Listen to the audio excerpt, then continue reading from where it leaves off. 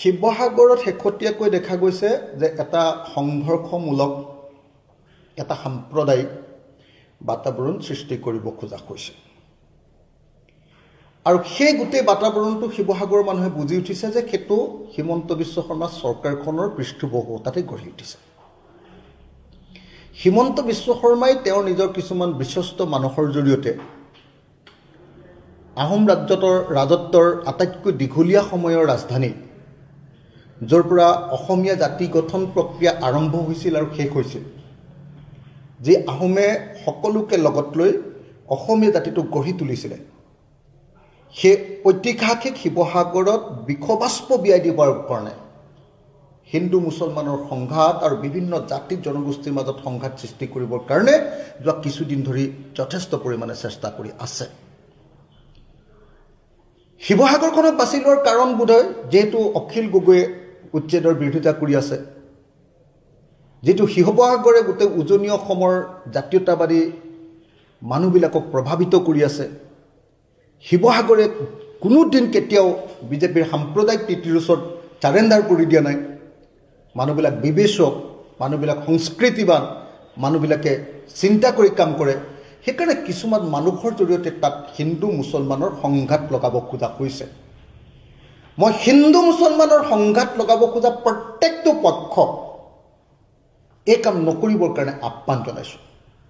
শিৱসাগৰ প্ৰশাসনক ষ্ট্ৰিক্টলি মই নিৰ্দেশ দিছোঁ যে তেওঁলোকে যেন কাকো আইন হাতত তুলি ল'বলৈ অনুমতি নিদিয়ে, তেওঁ মুছলমানেই হওক, তেওঁ হিন্দুৱেই হওক। আৰু শিৱসাগৰ ৰাইজৰ প্ৰত্যেকজন নাগৰিকক মই আহ্বান জনাইছোঁ যে শিৱসাগৰ নাগৰিকসকলে তেখেতসকলৰ জাতীয় দায়িত্ব পালন কৰি আমাৰ ঐতিহাসিক সম্প্ৰীতিক সুৰক্ষিত কৰিবৰ কাৰণে ওলাই আহক।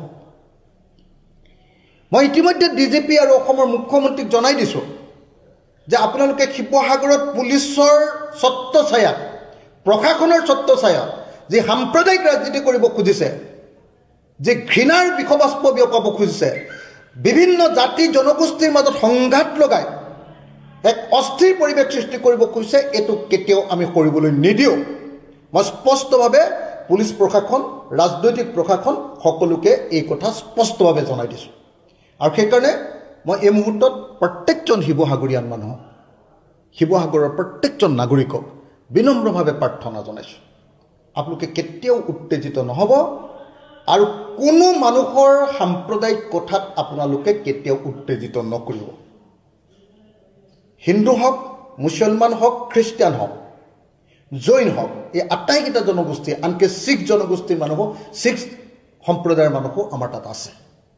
গতিকে কোনো পধ্যে যাতে এই জনগোষ্ঠী বা ধৰ্ম সম্প্ৰদায়বিলাকৰ মাজত সংঘাত হ'ব নোৱাৰে, তাৰ কাৰণে আমি প্ৰত্যেকজন শিৱসাগৰৰ সচেতন নাগৰিকে আমি চেষ্টা কৰিব লাগিব।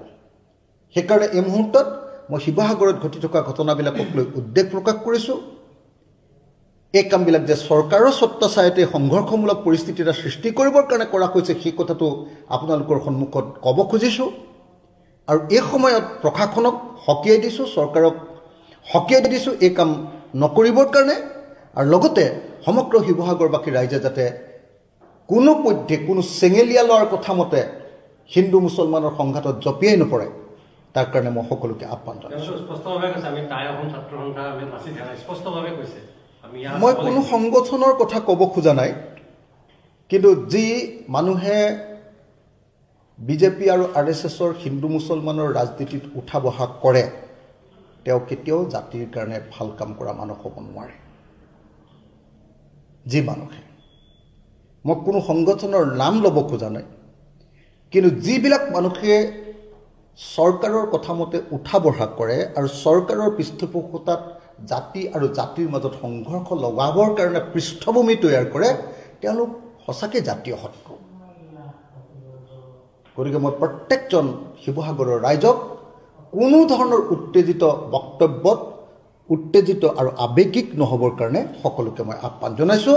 আৰু হিন্দু মুছলমান সকলো ৰাইজকে ক'ব খুজিছোঁ যে কাৰো কথাত আপোনালোকে কেতিয়াও, কোনো পক্ষই কেতিয়াও কোনো উত্তেজনামূলক কাম, সংঘাতমূলক কাম, সংঘৰ্ষমূলক কাম, শিৱসাগৰৰ ঐতিহাসিক আহোম ৰাজত্বৰ সেই শিৱসাগৰৰ অসমীয়া জাতি গঠনৰ সেই পৃষ্ঠভূমি তৈয়াৰ কৰা সেই শিৱসাগৰৰ পৰা যাতে সদায় সম্প্ৰীতিৰ বাতাবৰণহে সৃষ্টি হয়, কোনো সংঘৰ্ষ, কোনো উগ্ৰ উত্তেজিত সাম্প্ৰদায়িক বক্তব্যই যাতে আমাক প্ৰভাৱিত কৰি সংঘাতলৈ লৈ যাব নোৱাৰে, তাৰ কাৰণে মই সকলোকে